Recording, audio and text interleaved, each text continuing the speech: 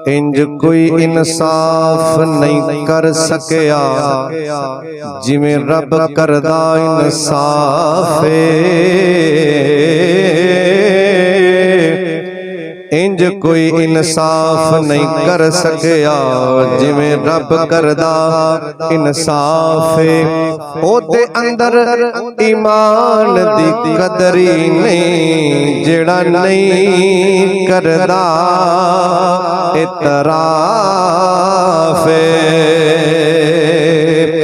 ते सजना पाक कुरान नु खोल ते सही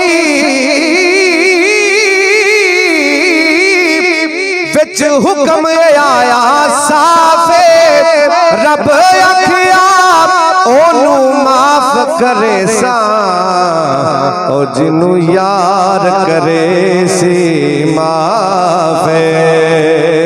रब आखिया ओनू माफ करे सा जिन्नू यार करे सी